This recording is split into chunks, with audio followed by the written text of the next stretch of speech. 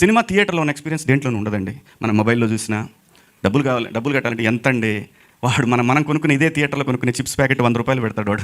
దాంట్లో 15-20 ఉంటాయి అన్నీ కలిపి చిప్స్. సో సినిమా ప్రపంచంలో అన్నిటికన్నా చీప్ అండి.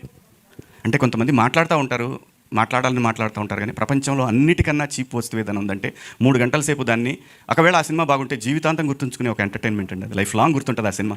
ఒక మిస్సమ్మ సినిమా ఉంది ఎన్టీ రామారావు గారు, అది ఎప్పటికీ గుర్తుంది. పాతాళ భైరవి ఎప్పటికీ గుర్తుంటుంది. చచ్చిపోయేటప్పుడు కూడా పిల్లలకి మనవాళ్ళకి వాళ్ళకి చెప్తాం మనం, అరే భలే సినిమా లాంటి సినిమా బాహుబలి.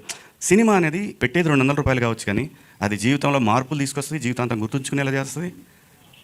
ప్లీజ్ థియేటర్కి రండి, థియేటర్లో చూడండి. బాగుంటేనే చూడండి, బాగాలేకపోతే ఎవడు మనం చెప్పిన చూడరు పెట్టరు. థియేటర్ ఎక్స్పీరియన్స్ దేంట్లోనూ రాదండి. ప్లీజ్ దయచేసి ఇంకా పైరసీ వద్దు, చూడొద్దు. దాంట్లో ఏముంటుంది, తిట్టుకుంటా చూసుకోవడం తప్పితే వినపడదు. మళ్ళీ వాడిని పెట్టినోడిని తిడతాం, ఈ ఎదవ మరీ పెట్టినాడు కనీసం సౌండ్తో పెట్టలేదని వాడిని తిడతాం, రకరకాల ప్రాబ్లమ్స్ అన్నీ.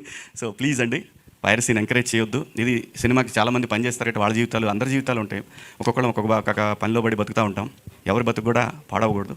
సో అని నేను ఒక దండోరా వేస్తున్నాను. ప్లీజ్ దయచేసి ఇలాంటివి ఏమి ఎంకరేజ్ చేయకండి ప్లీజ్.